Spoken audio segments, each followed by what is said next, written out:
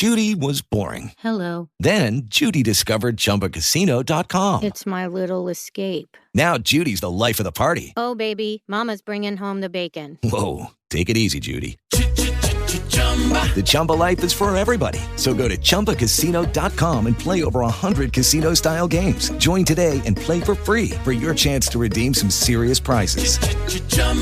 ChumbaCasino.com. No purchase necessary. Void where prohibited by law. 18 plus terms and conditions apply. See website for details.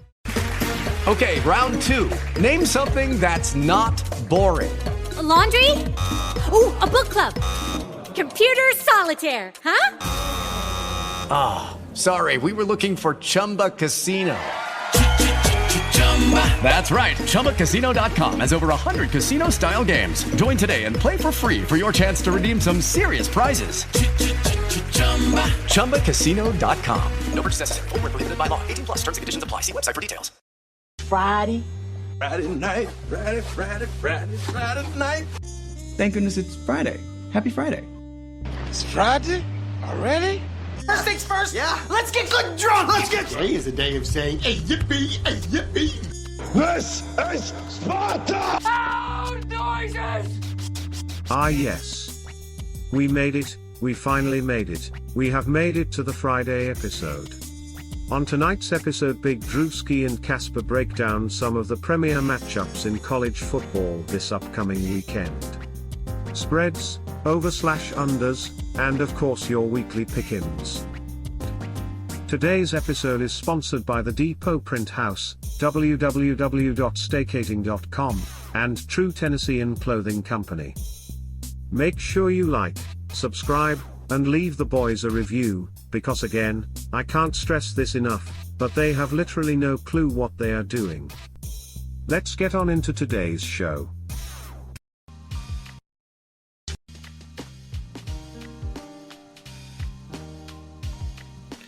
Welcome to the Little Tangerine Show. If you have not already, click like, click subscribe. I am Big Drewski here with my co-host, Casper the co-host. Oh, baby. The Tennessee Vols are coming off of a big-time win that me and Casper witnessed firsthand in Neyland Stadium, baby, against UConn, 59-3. It was a good day indeed. Me and Casper got to see Nico's first ever touchdown. Legend has it that Taylor Swift and Travis Kelce's mom was talking about it at the Chiefs game. So interesting. I don't know. It sounded Where's good. That come from? Is that just some crap you made up off the top of your head, or is that real? I mean, internet doesn't have to be true, right? So who knows? So we got a great show for you guys tonight. Now, if you are watching this on the interwebs, okay, notice the ticker at the bottom, okay? It's technically a live stream, but you could be watching this later as well. But what we're doing is we're airing these episodes later for you guys to enjoy or make fun of us or whatever. So feel free to comment at any time, day or night. We will go back in and read some of the comments from the last one, if there are any. A lot of you guys react, but for some reason you don't want to comment. I don't know. It's weird. But They're scared of my beautiful face. I think that's what it is. Yeah. I think that's what it is. So welcome back yet again. So the Tennessee Vols kicked off basketball play with a dub against Tennessee Tech. True story. Football team won by more than the basketball team did. That is nice. The basketball team won 80-42. So, I mean, someone shared like a weird typo where I guess ESPN messed it up and said that the Vols actually lost on like the ESPN notification, which I thought was kind of funny, or whatever. But I thought that was kind of comical. But yep, good for them. Now I am trying to make it a point. We'll talk about basketball passively, but we are trying to keep this to college football. Although in the off season, who knows? When me and Casper drop back down to one episode a week, who knows what'll tickle our fancy? We'll talk about just whatever we feel like talking about, I guess. Pretty much. Also, me and Casper realized the painful truth that we have to pull for old Lane Kiffin this weekend if the Vols want to have any shot of doing something with the rest of this season. So, I mean, personally, I love pulling for Lane Train. Okay, I'm all aboard. I don't know why we ever let him go. I mean, I think we should have paid him, kept him. Lane Kiffin he's a golden nugget for media perspectives, and he is obnoxious. You were still a Tar Heel at that point. No, so. Not really. Lane Train, when Lane Train came to town, that was like when I first started being a Tennessee fan. Well, I guess you forgot. We didn't let him go. He abandoned us in the middle of the night. It wasn't. Yeah, but if we would have paid him to keep him, though, that's what I'm saying. I understand he abandoned us in the middle of the night. That's the security guards. I know they painted the rock. Well, I mean, F. Kiffin. But I know. I've seen. He left us after his first season, though. We didn't have a chance to pay him. USC called him, and he's like, "Oh yeah, I wish they all could be California girls." And then we were burning mattresses in the middle of the road. I was at Carson Newman when that happened, actually. Hey, let's talk about a little side story since we're going to talk about that and coaches going to USC. USC is where coaches go to die, dude. Like it does seem that way. Yes, some people would argue that Tennessee is as well, but I mean USC is. I mean, bro, Pete Carroll may have taken the last little bit of magic juice with him when he left. I mean, he must have walked out with a goat. That's all I'm saying. I don't know. There's some kind of curse going on there, but sorry, I don't know. It has really whole Lincoln Riley thing. So it has really went downhill fast for the USC Trojans. What was once a great and prestigious organization is now in, I guess, shambles. I don't even really know. My favorite USC fan was disappointed in me for picking them last week on here, by the way. She was like, why'd you have to pick them? That's just going to make them lose. And I was like, it's the only game I missed. Don't give me that. You may have jinxed them. It's something that we have to acknowledge. It is possible. Yeah. Also, I thought it would be kind of fun. I caught this article here, which is now being buried by ads. Okay, there we go. Thought it'd be kind of fun before we, kick things off to talk about some Tennessee Vols and their eligibility that is remaining. This article is from Vols Wire. Feel free to check them out. Apparently, they're a USA Today sports affiliate, I guess. I don't know. And this article was printed by Dan Harrelson, November 5th, 2023. So we're going to scroll down through some of this. Parker Ball, offensive lineman. Apparently, his remaining eligibility is not applicable. Nobody knows. Tyler Barron, senior defensive line, including this year, he owns 2 seasons, so he'll have one more season of eligibility left if he decides to use it. Aaron Beasley has already elected to return for his final year of eligibility. That says in 2023, though, so that's not really clear. I mean, how do you read that? I read that as in 2023, and I don't. What is this article? I don't. Sorry, I haven't looked at it. And I'm looking. When I first read it, I thought it was saying he elected to return for his final year after this year. Yeah, I mean, I guess that's how that reads. It's kind of weird the way they word some of these. That means he's done. Yeah, it is kind of weird how they wrote it, but Warren Burrell, he's a redshirt senior, but according to this, I'm guessing he has one more year of eligibility left after this season. Charles Campbell, the kicker, he gone. John Campbell Jr., the guy that Michael Ord, that guy in whatever game that was. He's got one left.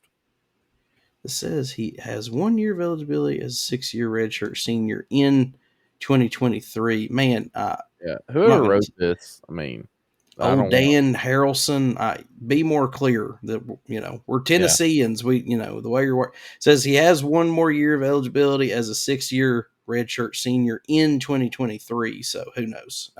McCastles, he gone. Crawford, he gone. Jeremiah Crawford, that's the guy who infamously puked during the Bama game. Dane Davis, redshirt senior offensive lineman. He's got 2 years left, including this year. Karat Garland, he gone. Quasi Garland, he's got 1 more year. Kamal Haddon, he gone. That's going to suck, by the way. Roman Harrison, he gone. Gabe Judy Lowley, apparently he's got 1 more year after this year. Ramel Keaton, he gone. Jackson Lampley, our redshirt senior offensive lineman, he's got 2 years, I'm guessing, including this year as well. Ollie Lane is gone. I'm just trying to call out the main ones. Cooper Mays has 1 more year if he chooses to use it. He'll be back. I believe in Cooper. He'll be back. Again, Jalen McCullough says remaining eligibility elected to return for his super senior year season, his 5th and final season of all uniform. I don't know if that means this year or not. After this, yep. Unclear about Brew, which we were trying to talk about the medical red shirt thing. Not sure how that's. We don't know if he. We'll see. Tamarian McDonald, he's got 1 more year left. Joe Milton is done. Keenan Piley. Let's see. Kind of unclear. So we're getting a few back. But we're going to be losing some. We did get a lot of guys in the transfer portal and the recruiting, though. So, but we are losing some big-time players. I'm kind of curious to see. I'm really curious to see how we adjust, because this year has been kind of a – would you classify it maybe as a growing pains year? How would you classify this year? Is that fair to say? Growing pains? I don't consider this year to be pain as of yet, man. Like, I really don't. I think as long as we win one of these next 2 games, I'm happy with the season.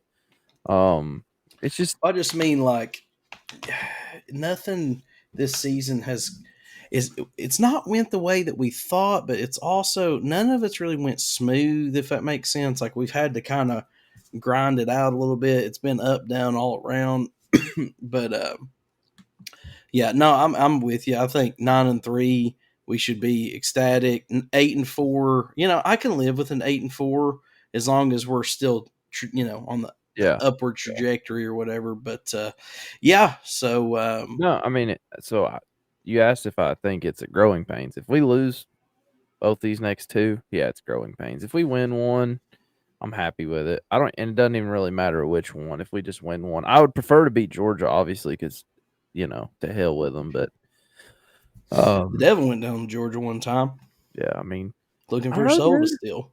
I'm not gonna say it on the podcast, but we still have a chance for a good year. Better than me and you expected. So we'll see what happens. But this week, it's all about them Tigers this week. That's all that matters. It is all about them Tigers. As a Vols fan, all we have to do is beat the Tigers this weekend. I'll be happy. So. Yep, smack them kiddies around. But we're going to take a quick break, and when we come back, we're going to get into some pregame. Then we're also going to talk about the weekly pick'ems. And we're going to tell you guys what we think. If you're not, so stick around. Baby, don't go nowhere. Little Tangerine Show.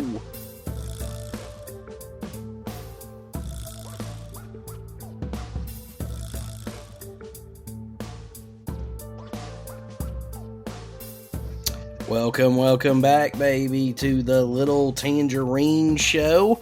If you have not already, click like, click subscribe. Tell your friends. Just tell your friend, tell them all, whether they want to hear about it or not.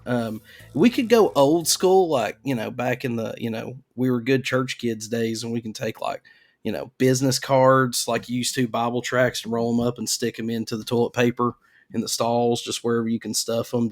We'll get you guys some Little Tangerine Show business cards, and you can just litter them all over the street. Just kidding. Don't do that. That would be technically breaking the law. Welcome back. I'm Big Drewski. Again, Casper with me. We're going to get into some game. Tennessee Vols versus Mizzou. We said last week that we 100% need to respect this game. Mizzou is not a joke. They are actually good this year. Me and Casper have been trying to tell you guys all year long they're sneaky good. Okay. They have finally convinced the rest of the world that they're sneaky good. And it's weird to me. So Casper, with Lucky Land Slots, you can get lucky just about anywhere. Dearly beloved, we are gathered here today to... Has anyone seen the bride and groom? Sorry, we're here. We were getting lucky in the limo and we lost track of time. No, Lucky Land Casino, with cash prizes that add up quicker than a guest registry. In that case, I pronounce you lucky. Play for free at LuckyLandSlots.com. Daily bonuses are waiting. No purchase necessary. Void where prohibited by law. 18+. Terms and conditions apply. See website for details. You're trying to think how to word it. You're downtown way more frequently than me. Your stomping grounds are down there on the university. Oh, yeah. It's weird because I feel like it's like 50-50. Some people are entirely aware that we could drop this game, and then some other people are blissfully unaware that Mizzou's good this year. What has some of your interactions with the common folk been like? Is everybody kind of aware that Mizzou's good, or they're, oh no, we're gonna skunk them? First of all, some of the common folk know more than me that we're referring to here. But no, I mean, I think anybody that knows anything clearly has a good amount of respect for Missouri here coming in this weekend. The ones that, just like to wear orange on Saturday because they live in Knoxville, which there's nothing wrong with that, by the way. But if you don't know college football, you just Missouri, Vandy, Missouri. I mean, the great T. Fitty was quoted saying that we need to kick Missouri and Vandy out of the SEC if we're going to take on Oklahoma.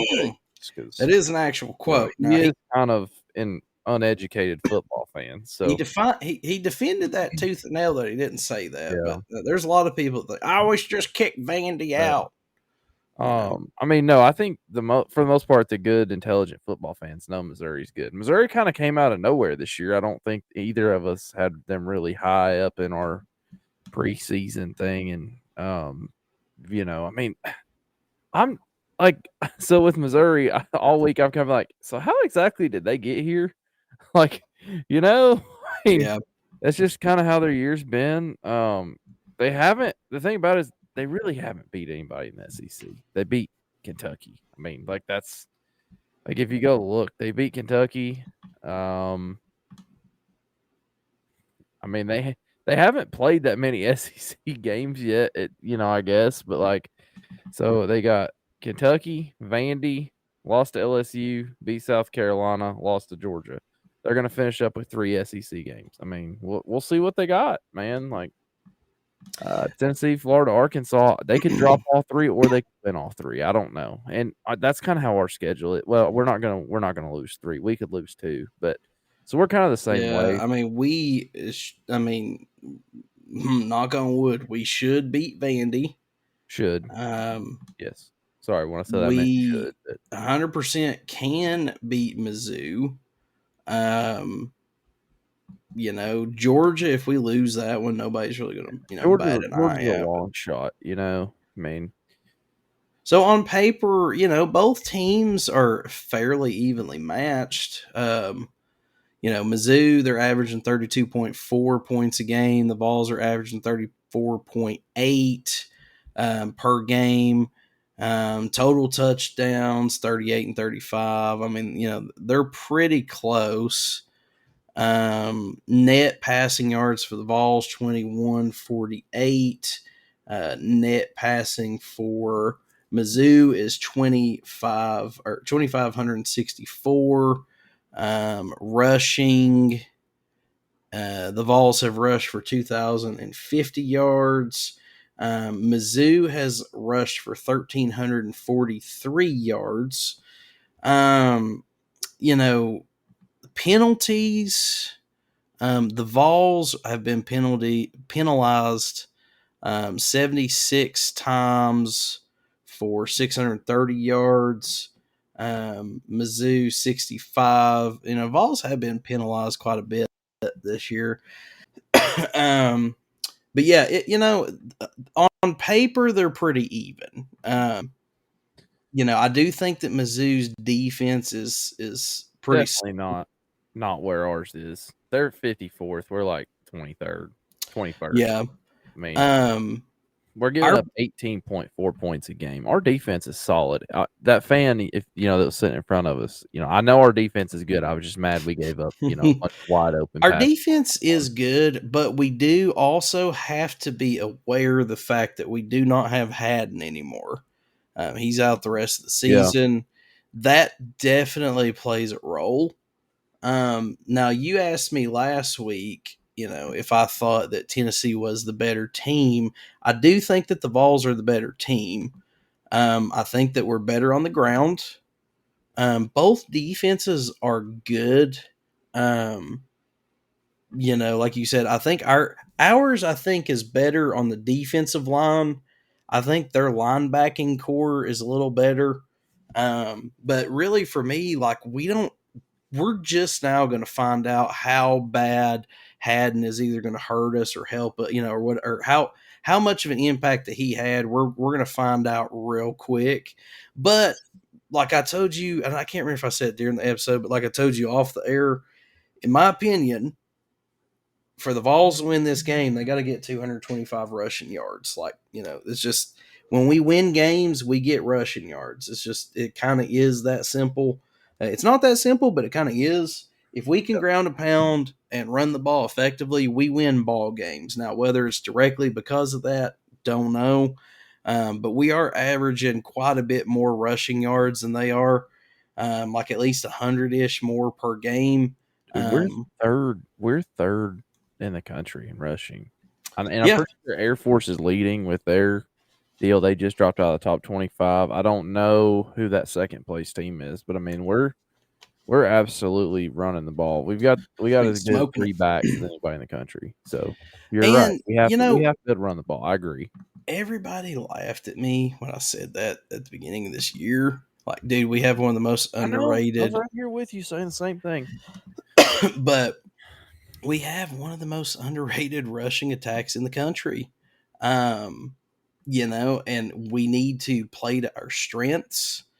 But I definitely think now the other thing too, and I mean no disrespect to Mizzou at all, but I don't know that I can say with 100% confidence that they have like one of those stifling home atmospheres, going to the Swamp or going to Georgia, South Carolina. I don't know that they, now I think that their football team's getting better, but I don't know that they have like just one of those game-changing type home atmospheres. Maybe it's going to be loud and rocking, I don't know. But so I don't know how much the home noise, quote unquote, is going to help or hurt them.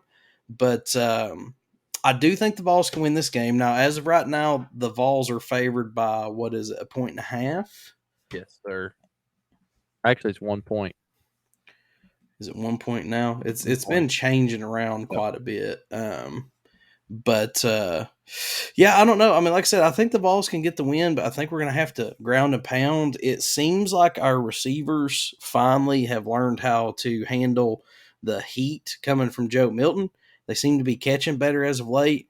Thornton, was pretty effective last week. Keaton was pretty effective. Squirrel has been effective. He's, our leading receiver. So I don't know. I mean, maybe it's going to take D. Williams playing a little offense. Maybe it's going to take trotting Cameron Seldon out there and having him, play some wide receiver. And he was, pretty effective last week and the snaps that he got. But I don't know who the playmaker is going to be. But I definitely think I think Jalen Wright needs 100, and then we need, 225 plus. Whether that's split between Milton or whoever. But I also think running that hurry up, man, getting some read option in there, letting Joe Milton do what he do, I think, is going to put us in the best spot as well. He's way more comfortable running that hurry up. And he, in my opinion, does pretty good at read option. We don't run it enough, but definitely gonna have to ground a pound. I'm curious to see how it's gonna go. This is a battle for the SEC East. I mean, both teams are tied currently for second in the SEC East. So, any predictions for this game or any things that you want to see? Sorry, I've been over here while you've been talking, scrambling. Before we get started, because we were talking about the run, what happened to Jabari? Where's he at? He's questionable. Okay. I don't know what. Like it must be real quiet, whatever it is, because I've been looking for like 2 days and I never found anything the other day, and I can't find anything right now. But anyways, when you look, I'll look up the injury report or whatever. But last I looked yesterday or the day before, he was just listed as questionable. Yeah, I think that's the same thing. So I think running is going to be the key, and I think that having him or not having him can make a big difference. Obviously, Jalen Wright's a stud, Dylan Sampson's a stud, but having three, my whole thing has been if you pound them with Jalen, pound them with Jabari, then you bring Sampson in. When them boys are tired and you bring Sampson in, son, and he turns the jets on, you just can't touch him. And there's something about that. And but I mean, hopefully he'll be playing this game, because I think that you're right. The key to this game is going to be the run. I think kind of to control time possession is a key for Tennessee in this game a little bit, which you do by running the ball. And I also think we're going to have to run the hurry up, man. Milton looks better in it. You've been saying it. I wasn't sold that he had to have it to look good, but the more you sold it, the more I bought it, if that makes sense. So I think running's going to be a big deal. Defense, I mean, I'm not. We got to get pressure on the quarterback, but I'm not sold on Brady, Cook. But here's the thing, and this is your famous line: we have a habit of making mediocre average quarterbacks look great stars, right? And we're getting pretty close to that 1-year anniversary of that South Carolina game, right? I mean, it was about this time of the year. I think we had time of the year, wasn't it? And Mizzou was our bounce back game last year, but yeah. So, I think I don't know. I'm nervous about this game. I don't know what I think is going to happen in this game. I am very. Our defense is very high risk, high reward. Like they're gonna allow some points. But they're probably gonna create some turnovers. Yeah. We got to get pressure on Cook. Correct. But in my opinion, man, I mean, I think tying up Schrader, the running back, is going to be a key because, I mean, I'm just looking down through this list, but 138 yards, 84, 58, 123, 71, 114, 71, 159, 112. In both the two losses, he still rushed for over 112 yards each. Yeah. I think keeping their running game at bay and getting pressure on the quarterback is going to kind of be the key. Like you said, Brady, Cook is he's kind of hot or cold. 411 yards against LSU, 395 against Vandy, 341 against Memphis, but and he did put up 356 against Kansas State, which their defense is pretty good, but 175 against Kentucky, 205 against South Carolina, 212 against Georgia. So, he's definitely kind of hot or cold. The Vols, like I said, we're great at making average quarterbacks look like superstars. Jabari Small is listed as questionable for Saturday, undisclosed. Small was absent from the previous match with an unknown issue, leaving his availability against Mizzou on Saturday in question. Kamal he hides this stuff pretty tight to the chest, and I like that, just for the record. It is of note that Mizzou is they do not have Luther Burden III, which he's kind of a big playmaker for them. 177 yards against Memphis, 149 against LSU, 90 against South Carolina. He's kind of one of their playmakers. He has been their leading receiver for all games except for 2. He is out. Yeah.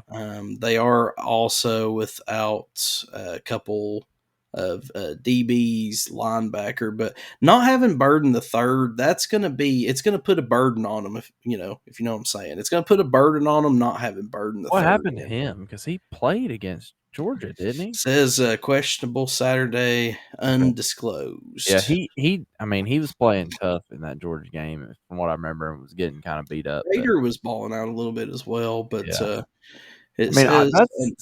positive, I think, for us. We're coming off of UConn. They're coming off of Georgia. Lucky Land Casino, asking people, what's the weirdest place you've gotten lucky? Lucky? In line at the deli, I guess? Aha, in my dentist's office.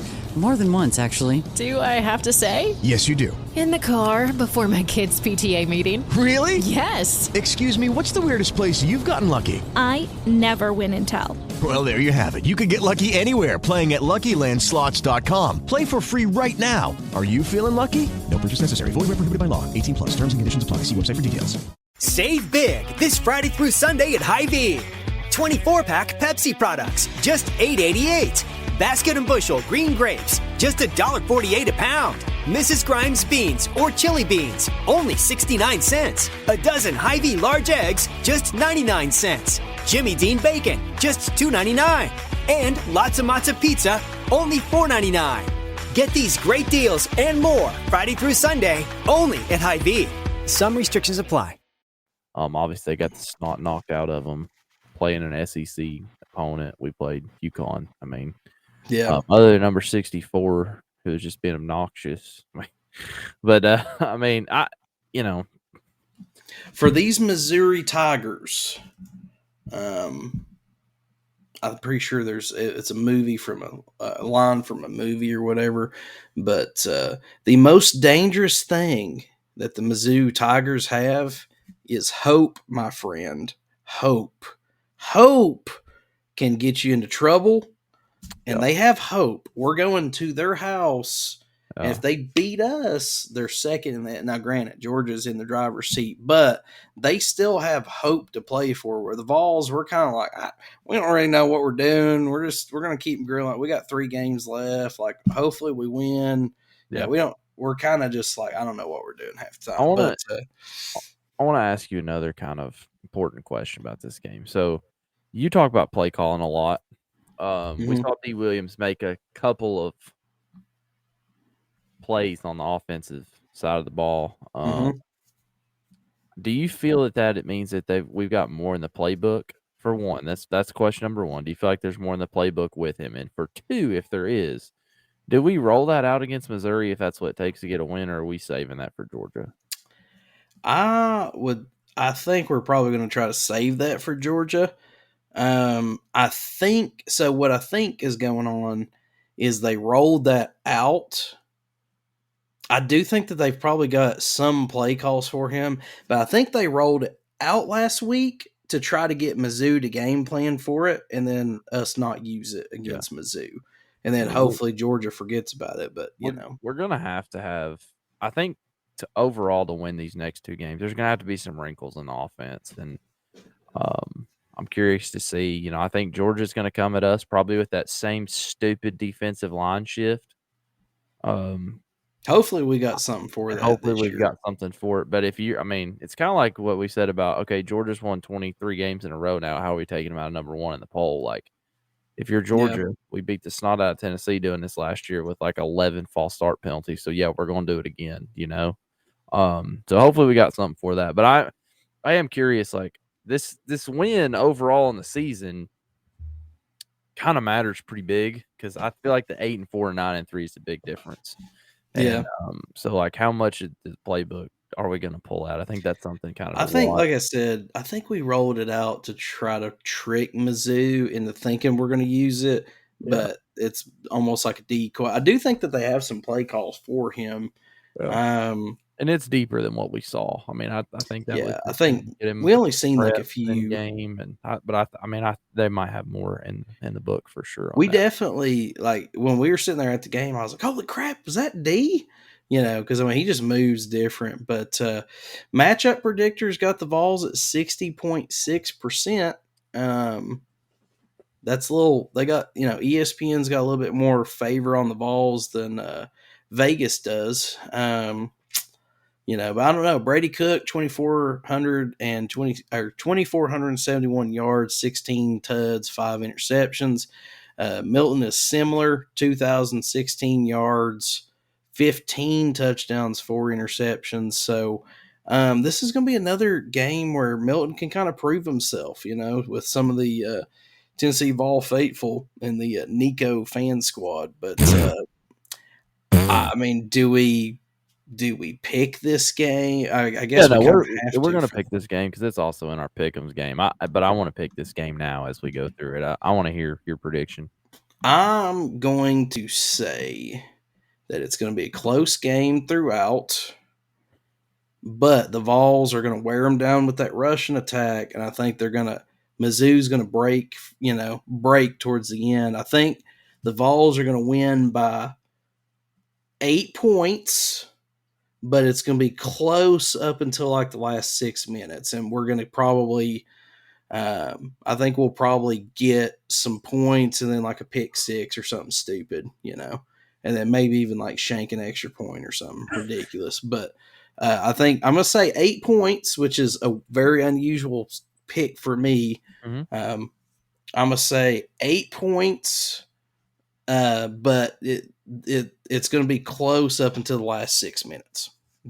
Vols win. All right. I'm going to go with the Tennessee Volunteers. So I'm going to be honest with you. All day coming into this, before I started doing the notes for the show, I was going to go with Mizzou, and I put that up there to throw you off a little bit. But, man, I started looking through their schedule. They ain't played nobody. I mean, LSU is by far LSU and Georgia. Other than that, they ain't played nobody at all. And I don't know. It's Missouri, man. Like at the end of the day, I'm glad Missouri, T-50, they're still Missouri, and I'm glad you came to your senses, because I got the feeling you're slightly offended last week whenever I was like, I think we're better. What? No. Well, I mean, I did, and I think I bought the hype that was being sold, and then that's what I was saying when I started doing a little research. And I was like, like our NASCAR buddy. You can't always believe what Stephen A. says. Exactly. Okay? Exactly. I mean, these ESPN guys, they're all about the rate. Mizzou is good. They're sneaky good. Like they'll sneak up and beat teams they shouldn't, and then lose to teams that they shouldn't as well. But I also have a good amount of faith in Josh Heupel. I don't know about you, but I really do. I do. I think ready to go mentally. I think this game for Tennessee is more about being mentally prepared than anything, and I have faith in him to have them ready for that. So, all right. So we're both picking the Vols. Now moving on in to our weekly pick'em segment. Hold on. Important update. I saw the leader of the pack today, Dave Redown himself. I got my picks from him, except not really, because he wouldn't write them down for me. That scumbag. He played it off so cool too. He's like, man, I ain't even looked this week. If I don't quit messing around, I'm gonna lose. He acts like he don't try. Dave Redown, we ain't buying that, son. So you're just copying Dave Redown's picks? Is that it? No, he didn't give me his picks because he knew that I was. Well, he probably looked at Drewski and Casper. They're holding up the number 2 and 3. Like, man, he's like, I better watch out, or y'all gonna catch me. I was like, we are gunning for you, Dave Redown. Hey, good to see you, Dave. You're up now, so I'm gonna call you Dave. So good to see you today, man. But, anywho, all right. Number 3, Michigan at number 10, Penn State. Big Drewski, who you got? So, in our weekly pick'ems, now it's a little late, but you can still play www.bigdrewski.com. May or may not do the bowl thing. We'll see. Yeah, I don't even know how that works, but feel free to continue to play. At this point, it appears that the $100 gift card is Dave Redown's to lose. But this one's tough for me. But I am going to go Michigan because this is a noon kickoff. It is at home for Penn State, but these noon kickoffs are weird. Michigan already has stolen all their signs. Maybe Penn State changes them. I don't know. But I'm going now. For the record, I may change this one upon thinking on it. But right now, at this moment, my gut is telling me Michigan on the road. I'm just looking at that noon kickoff, 11-11, make a wish. Give me Michigan. Close. Yep. I don't even know it's going to be that close, frankly. I'm with you on the noon kickoff. It completely ruins these games, and the fact that Fox is having these games at noon disgusts me. They do this. Same thing with Ohio State. Ohio State, Michigan is probably going to be at noon. That's what they did last year. They're probably going to do it again. I hate it. It's boring. I want to see this game. If this game is at Penn State at night and they do that whiteout, I take Penn State to win this game. But yes, give me Michigan for sure. Moving on. Next pickup is Texas Tech at number 16, Kansas. Kansas favored by 3.5. So here's the thing: Texas Tech is not as bad as a lot of these people. They look at the record, but they don't do any scooping. Texas Tech is not as bad as people think, but I'm still going to go Kansas. They're 4-2 in the conference. They're trying to keep it alive. Texas and Oklahoma State are both 5-1. They're playing inspired, even though it's noon.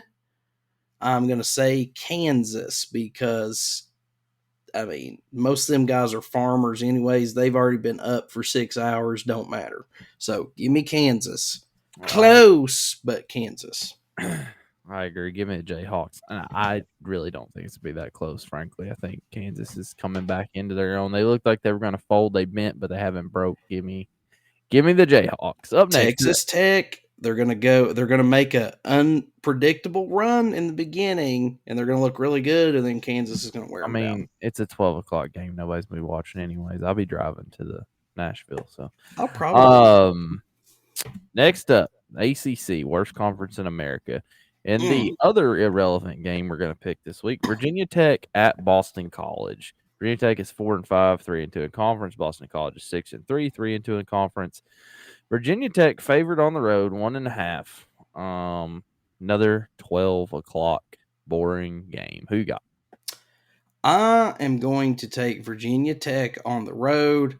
Boston College's Castellanos, however you say it. 12 touchdowns, 7 interceptions. I think he might get a little sloppy on this one. But Virginia Tech, they're trying to be bowl eligible. I think they're going to come out hot and heavy, and they're going to win on the road. Yeah, I'm going to definitely go with Boston College. This is the same Boston College that almost took down the number 4 Florida State Seminoles. Give me Boston College. Big game at home. Another team that shouldn't be in the ACC. Anyways. Boston. Boston. The Boston College Eagles. Carolina played. This is a complete rant story, but Carolina played them in the Continental Tire Bowl the year before Boston College came to the ACC. And, they've come to the ACC, and that might be the most irrelevant team in the ACC. They're worse than Vandy. Honest to God, they're not good at anything. All right. Moving on. Rutgers at number 22, Iowa. Iowa's favored by 1.5. This is a 3:30 game. We're not at noon this time. Rutgers is 6-3, 3-3 in the conference. Iowa's 7-2, 4-2 in the conference. Iowa just got back into being ranked this week. Who do you have here, my friend? I'm going to take Iowa at home, 3:30. They're on a roll. For the record, I don't even know what the under is, but I would probably say take it because 28. I still would probably – this is going to be a low-scoring game. Rutgers is very good on defense. They also are not great on offense. Iowa is known for not doing anything on offense and hoping that their defense comes up with some points. But I'm going to take Iowa at home. Give me the 74%. Man, this is a tough one. I don't believe. No, it's not. Rutgers, when they name their university, it's like they hit the scramble mode. Like, where are they even? Rutgers Scarlet Knights. Like, what are you even talking about? That's New I Jersey for will you. take the Scarlet Knights over the Iowa Hawkeyes. Iowa, they're just not. I don't trust that whole thing. I don't know if Cade McNamara is he still like questionable every game. It really doesn't matter because they have no offense. I think it depends on how good his hair looked, if he gelled it correctly. Can I take the over on how many punts there are in this game? And I don't even know what the number is, but if you could bet that, I'd take the over. Moving on, in the super irrelevant game of the week, New Mexico State at Western Kentucky Hilltoppers. Western Kentucky is favored by 4.5. Over-unders 57.5. Western Kentucky 5-4. New Mexico State 7-3. 5-1 in the conference. Are you going to go with the whatever New Mexico State is or the Hilltoppers? New Mexico State Aggies, which is low key maybe one of the better brands as far as logo and mascot and all that. No, I'm gonna go Hilltoppers. New Mexico State, they're Conference USA. They're historically garbage. They lost to Hawaii. They lost to Liberty. Lost to UMass. Their wins are not even that much better. South Harmon Institute of Technology, UTEP, LT. Their wins are WIU, University of New Mexico, FIU, SHSU, which sounds like some kind of viral That literally disease. sounds like South Harmon School of shit or something. Yeah, I mean, it literally sounds like freaking some kind of STD or something that, you or I don't know. But UTEP, LT, yeah, I mean, they've got some wins against internet schools, but I'm going to take the Hilltoppers. I'm going to go with Vegas on that one. 19% of America picked them, but your boy's picking them. I like it. Yeah, I'm going with the Hilltoppers for 2, mostly because they're from the state of Kentucky. I mean, that's still kind of the South. New Mexico is just a dump. Nobody likes it anyways. Go WKU. Ironically enough, I'm really heartless on this deal. I don't know what the deal is. I really need to be quiet. All right, Texas State at Coastal Carolina. 6-3 against 6-3. 3-2 is Texas State one of the most picked weekly pick'ems? I swear we've picked them been in here every single week. That's the same thing I thought. Who from Texas State is sleeping with somebody at ESPN? Why are we talking about them? Is the one that's running this thing. I really think that's. I was thinking about that today. I didn't even know that Texas State existed or that they were the Bobcats before this year started, but I pick them every week now. So yeah, we've picked them 6 times this year or something. Yeah. Golly. Yeah. I'm going Coastal Carolina. Screw Texas State. Get out of the weekly pick'ems. Coastal Carolina. Okay, I'm gonna go. I'm picking Coastal. In part, just because of Grayson McCall alone. I think Coastal Carolina's played better competition so far this year from what I'm looking at. So give me Coastal too. I think I'll go Coastal. I'm not sure who I picked on the actual game, but I'll go try to fix those later. Up next, we both went forward with the 43% on the Tennessee Vols. So we can move on past that because I already picked that one. I'm trying to type and talk, and I just suck at it. Moving on, number 15, Oklahoma State Cowboys. They're going down to Orlando to face off against the UCF Knights. The Knights of the can't get above 500% round table. Oklahoma State has had some ups and downs, some all-arounds. 96% of America has picked them. Only 4% are riding with the Knights. Casper, what say you? Man, goalish. Goalish is at USF. All right, give me the Cowboys. I do that every time. It don't matter. I do the same thing with score so many points. That's literally they score. Oklahoma State and Oregon State always jack me up too. They score so many points though. That's all right. Here it is. Matchup predictor: 51% UCF and 4% of America has picked them. I damn near want to pick them. Oklahoma State's been on fire though, man. They beat a lot of good teams here. Let's see. Their wins: Oklahoma, Cincinnati. No, Kansas State. That's a good one. I don't know. It'd be perfect time for them to choke one, though, man. It really would It be. would. I mean, UCF This has game, lost 4 of the last 5. to me, this is the hardest one to pick. So Honestly. UCF has wins against Kent State, Boise State, Villanova. They lost to Kansas State, Baylor, Kansas, Oklahoma, and West Virginia. And then they beat Cincinnati close on the 4th. I'm going to go with Oklahoma State. What you got? Any particular reason why you picked them? They've been streaking. UCS 4-5, and it's just Oklahoma State's a good football team. They're not ranked 15th for nothing. I mean, they score a lot of points. They beat some good teams. They've done everything they have to do. UCF is UCF, man. They just kind of screw up. It's just kind of what they do.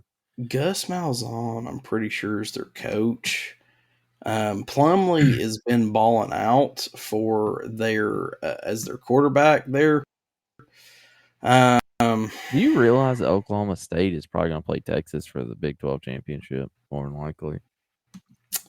They're looking pretty With good. that win over Oklahoma last week. Who was underneath them? We just talked about them. Was it Kansas? Is it nipping on their heels? Kansas, Oklahoma, and Kansas State, and West Virginia, and Iowa State are all. I may change this, but I'm gonna go with my initial gut and say UCF. That's what I did last week. I went with my gut, and I picked 4 upsets.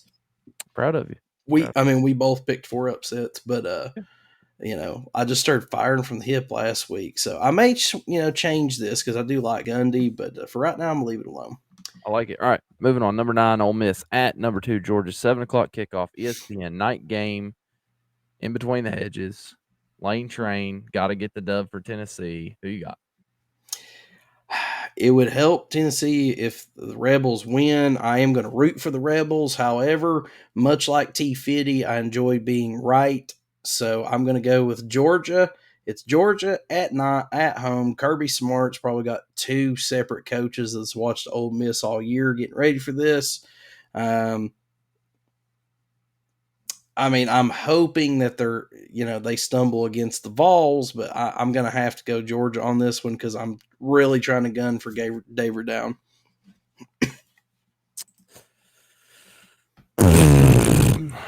I'm trying to come up with an argument. I have none. Lane Train has pretty hair. Give me Lane to take the win at Georgia.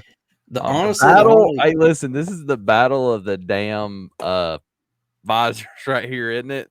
Battle of the visors, baby.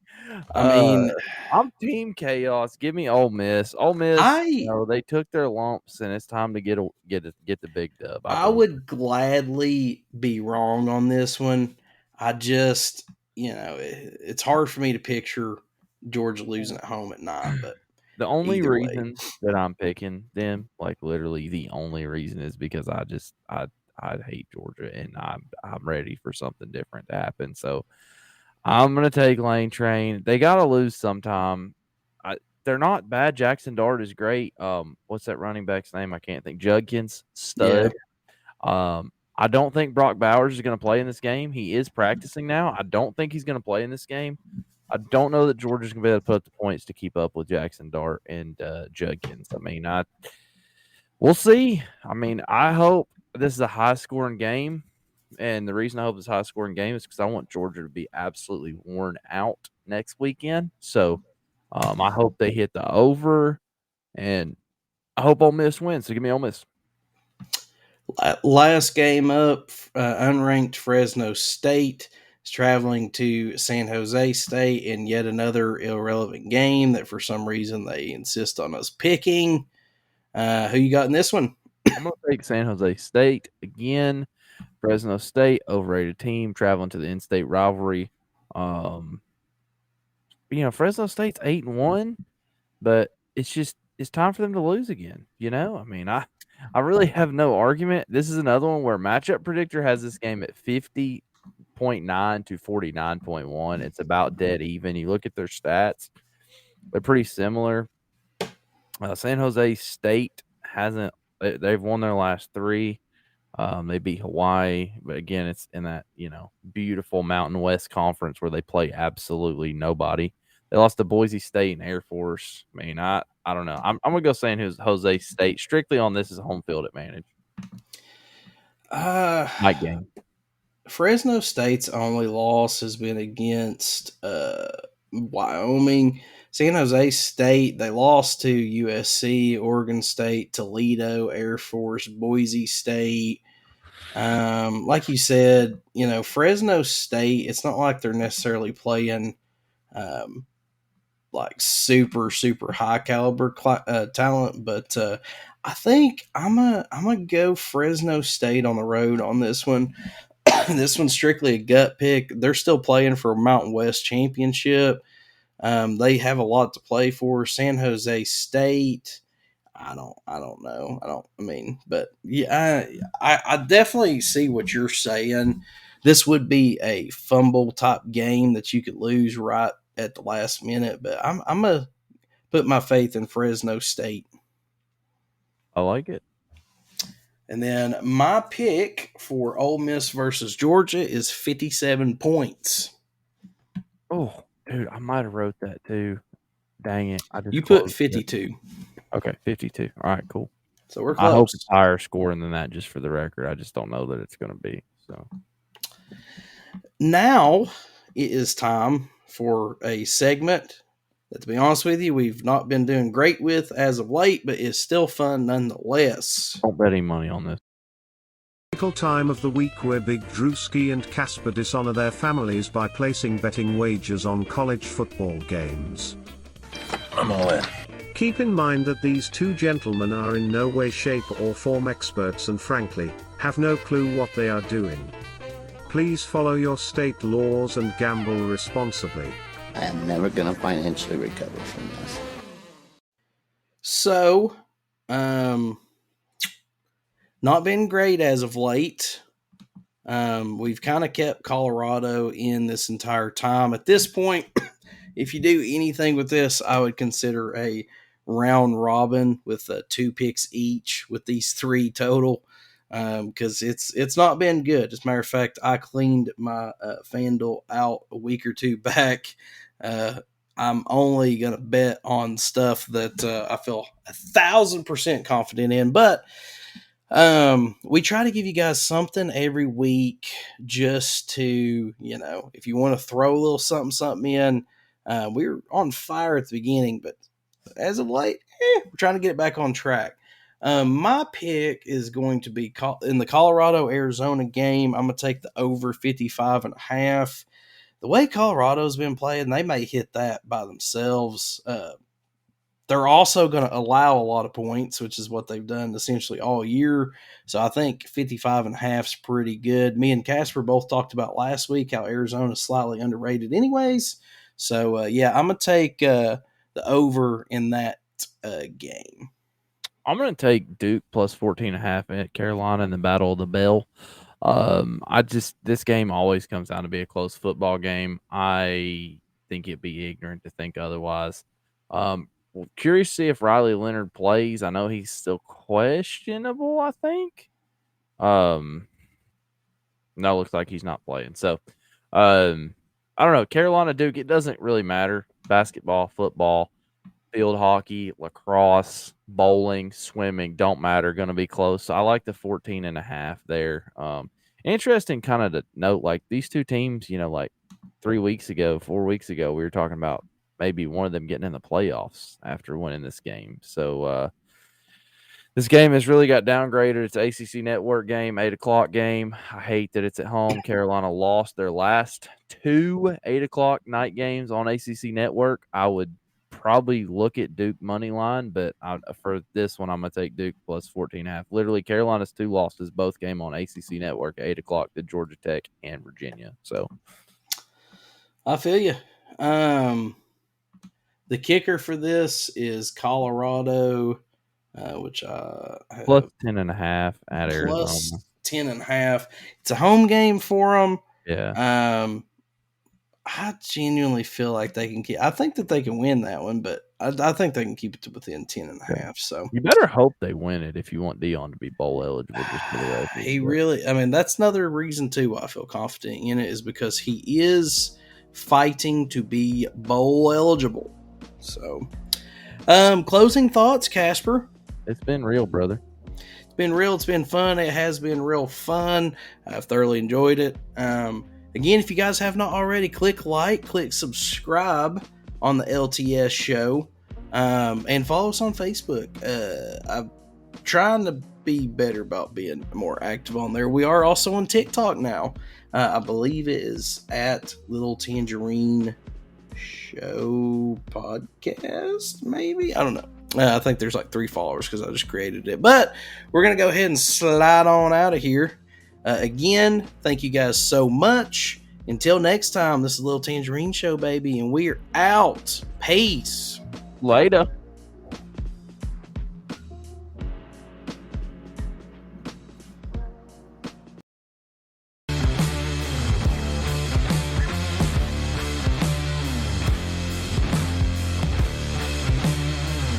When someone says you should use a product or service, you are skeptical. You should be, which is why Myers Auto won't ask you to trust them for your vehicle repair and maintenance. However, they will ask you to trust their customers. My name is Jeff. I've been going to Myers Auto for about 4 years now. It's nice when you can deal with the owner of a business. And for me, dealing with Dwayne, he goes out of his way to take care of you. It's always going that extra mile for your customer. Find out for yourself. Myers Auto, just north of L on 140th Street.